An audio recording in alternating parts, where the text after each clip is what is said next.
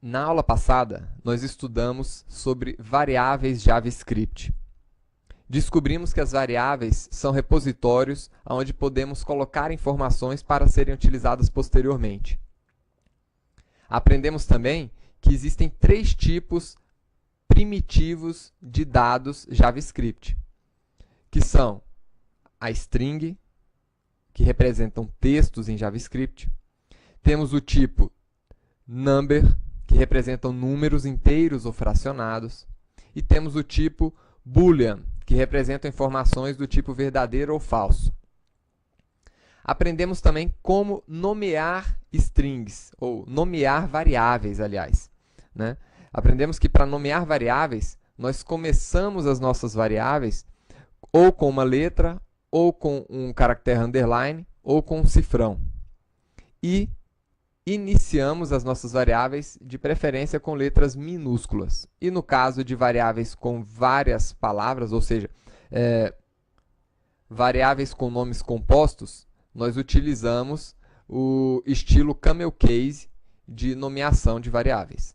Nesta aula, vamos aprofundar um pouco mais os nossos conhecimentos em variáveis. Começando com o escape de strings. Vamos utilizar o exercício da aula anterior para estudar sobre esses conceitos. Nós vimos aqui uma variável nome na aula anterior. Eu vou remover estas outras variáveis que nós criamos para ficar mais claro aqui os nossos exercícios. Então, as nossas variáveis do tipo string, nós criamos com aspas, tanto aspas duplas como aspas simples. Se eu quiser adicionar uma aspa dentro de uma string, eu posso adicionar uma aspa que seja diferente da aspas que eu estou utilizando para envolver a string. Então, no caso, se eu estou utilizando uma aspas duplas para minha string, eu posso utilizar aspas simples ali dentro, sem nenhum tipo de problema. Então, vamos atualizar aqui e ver o resultado. Está aqui a nossa aspa simples ali dentro da nossa string. Nós poderíamos também utilizar uma aspas duplas aqui dentro da nossa string. Mas, para isso, eu precisaria colocar um caractere de escape, que no caso de JavaScript, então, utilizando essa barra, nós podemos representar uma aspas dupla aqui dentro da nossa string. Se não colocarmos essa barra, que é o nosso caractere de escape aqui, ele não vai conseguir interpretar aqui esse script. Então, eu estou clicando sobre essa imagem e perceba que ele não está conseguindo executar o script, porque ele não está entendendo esta parte aqui. Isso aqui é um caractere de escape. E vocês podem se perguntar também, e se eu quiser representar uma barra?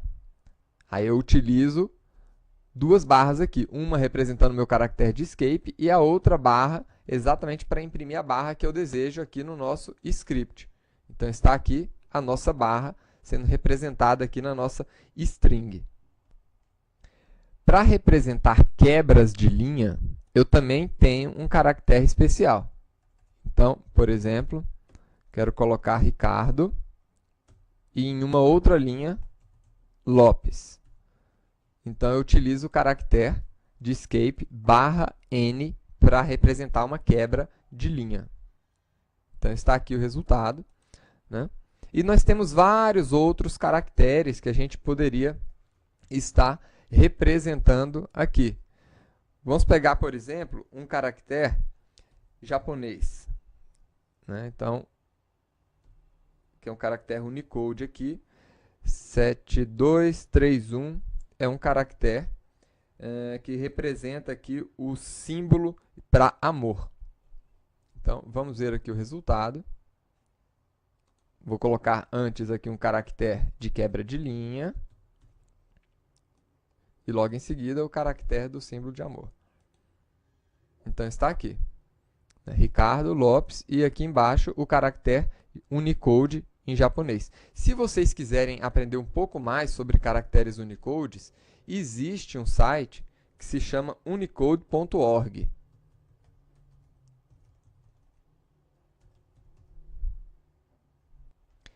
Neste site vocês vão poder encontrar tabelas de caracteres Unicode e vão poder também aprender um pouco mais sobre esses caracteres aqui que você pode estar adicionando direto no seu JavaScript.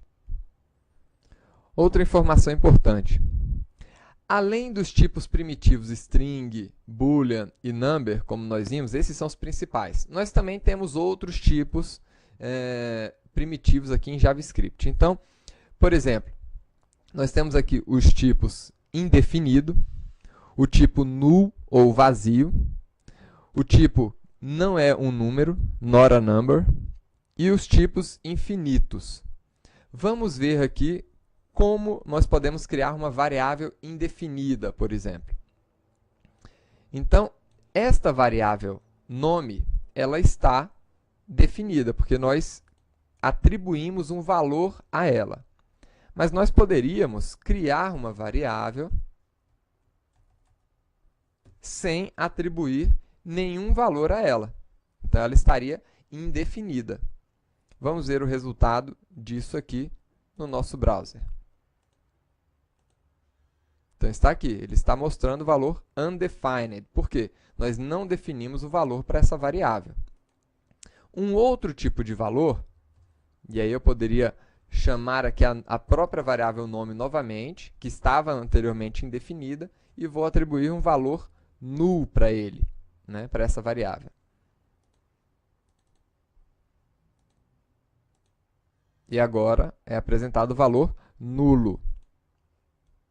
Nós poderíamos ter também o valor não é um número. Como assim não é um número? Vamos pegar o seguinte exemplo. Eu vou pegar a variável nome e antes de imprimir ela no nosso alerta, eu vou fazer um cálculo aqui. 3 vezes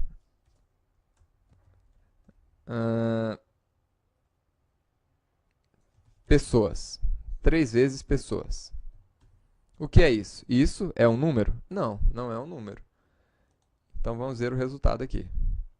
NaN, not a number. Esse símbolo aqui indica que o JavaScript reconheceu que essa variável que nós estamos tentando calcular aqui, o valor dela, não é um número. E nós também temos os tipos infinitos. Vejamos, por exemplo, o seguinte número em notação científica. Tá? A notação científica, pessoal, ela é usada para representar números muito grandes ou muito pequenos. Então, esse número aqui representa um número extremamente grande. E esse é o maior número que o JavaScript consegue estar trabalhando. Então, vamos ver o resultado aqui. Aqui ele consegue representar esse número para a gente. Agora, se eu colocar um pouquinho maior esse número, ele já reconhece esse número como infinito. E esse número pode ser tanto um infinito positivo, como um infinito negativo, se eu colocar aqui um operador menos aqui no início desse número. Então, menos infinity. Que eu também poderia representar da seguinte maneira. Por exemplo, 2 mais o valor de uma constante, infinity.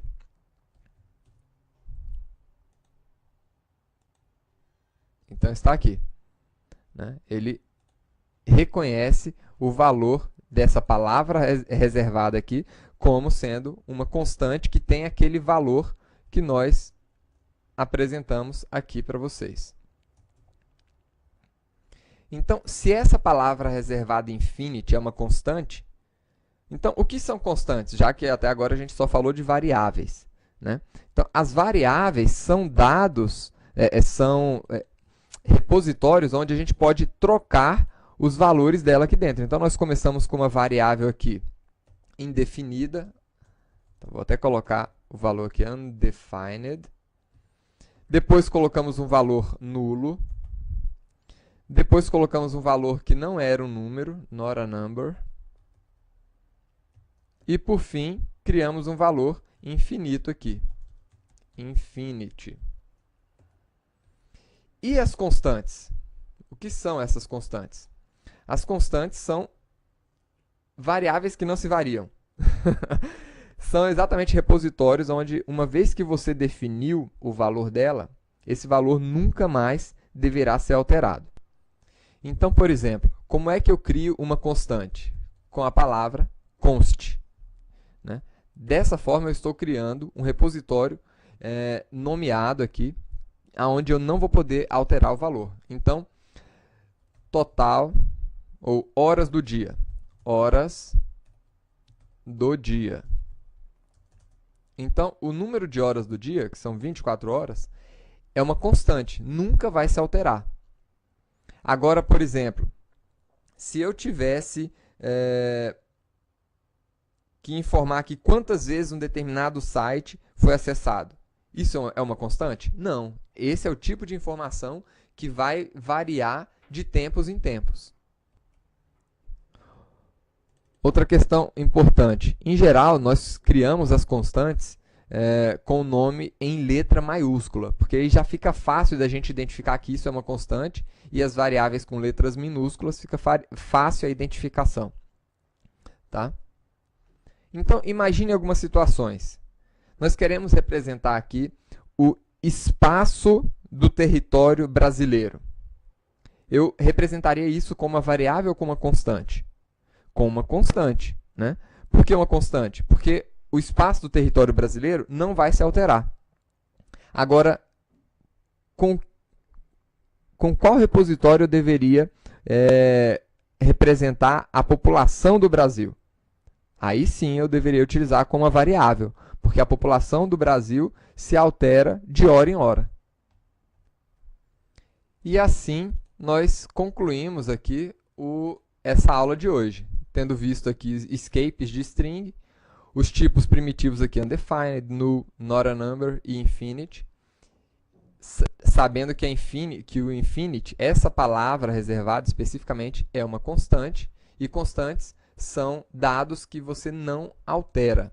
Então, por exemplo, a gente não poderia, uma vez que nós declaramos essa constante aqui, o JavaScript não permite que a gente altere o valor dessa constante, como nós podemos fazer aqui com essa variável nome que nós declaramos aqui. Então é isso, pessoal. Até a próxima aula.